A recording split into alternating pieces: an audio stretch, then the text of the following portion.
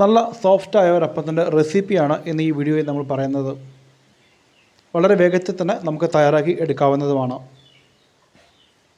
അതിനായി ഞാനിവിടെ എടുത്തിരിക്കുന്നത് 1/2 കിലോൻ്റെ അരിപ്പൊടി പാക്കറ്റാണ്. ഏത് കമ്പനിയുടെ വേണമെങ്കിലും നിങ്ങൾക്ക് ഇത് ഉപയോഗിക്കാം. അതിനുശേഷം ഒരു പാത്രത്തിലേക്ക് മാവ് അളന്നെടുക്കുക. മിക്സിയുടെ ജാറിലേക്ക് അത് ഞാൻ ഇട്ട് കൊടുക്കുന്നു.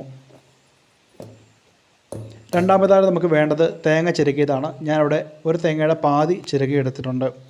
അതിനുശേഷം ഒരു 1/4 ടീസ്പൂണോളം ഞാൻ ഈസ്റ്റ് ചേർത്ത് കൊടുക്കുന്നുണ്ട്, അളവ് മാറിപ്പോകരുത്. അതിനുശേഷം ഞാൻ 1 സ്പൂണോളം റവ ചേർത്ത് കൊടുക്കുന്നു. ഞാൻ ഇവിടെ 1/4 ടീസ്പൂണോളം പഞ്ചസാര ചേർത്തിട്ടുണ്ട്. 1 സ്പൂണായാലും കുഴപ്പമില്ല. അതിനുശേഷം ഒരു പിടി ചോറ് ചേർത്ത് കൊടുത്ത് അരി അളന്ന പാത്രത്തിൽ വെള്ളം ചേർത്ത ശേഷം നന്നായിട്ട് അരച്ചെടുക്കുക. അതിനുശേഷം കൈകൊണ്ടോ ഒരു തവി കൊണ്ടോ ഇത് നന്നായിട്ട് മിക്സ് ചെയ്ത് എടുക്കാവുന്നതാണ്. മിനിമം 5 മണിക്കൂർ 6 മണിക്കൂറും വെച്ച് കഴിഞ്ഞിട്ടുണ്ടെങ്കിൽ മാവ് നന്നായിട്ട് പൊളിച്ച് പൊങ്ങി നല്ല സോഫ്റ്റ് ആയിട്ടുള്ള അപ്പം തയ്യാറാകും. ഞാനത് തയ്യാറാക്കി വെക്കുന്നത് രാത്രിയിലാണ്. രാവിലെയാണ് നമുക്കിത് ചുടേണ്ടത്. അതിനുശേഷം ഇത് നമുക്കൊന്ന് മൂടി വെക്കാം. രാവിലെ നമ്മളിത് തുറന്ന് നോക്കുമ്പോഴേക്കും നന്നായിട്ടത് പൊളിച്ച് പൊങ്ങിയിട്ടുണ്ട്. അതിനുശേഷം നമ്മളത് ആവശ്യത്തിന് ഉപ്പാണ് ചേർത്ത് കൊടുക്കേണ്ടത്. തലേദിവസം നമ്മൾ അരയ്ക്കുമ്പോൾ ഉപ്പ് ചേർത്ത് അരയ്ക്കരുത്. രാവിലെ അപ്പം ചൂടുന്ന മുമ്പ് നമുക്ക് ആവശ്യത്തിന് ഉപ്പ് ചേർത്ത ശേഷം ഇത് നന്നായിട്ട് ഒന്ന് മിക്സ് ചെയ്യണം.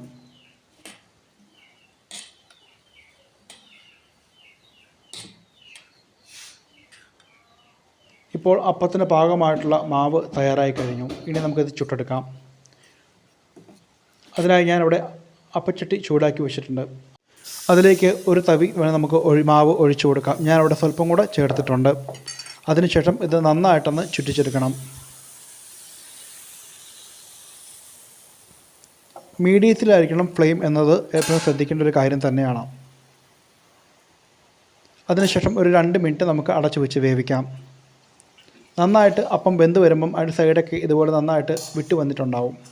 അപ്പോൾ നമ്മുടെ സോഫ്റ്റ് ആയിട്ടുള്ള അപ്പം തയ്യാറായി കഴിഞ്ഞു. മറ്റൊരു വീഡിയോയിൽ കാണുന്നവരെ ഗുഡ് ബൈ.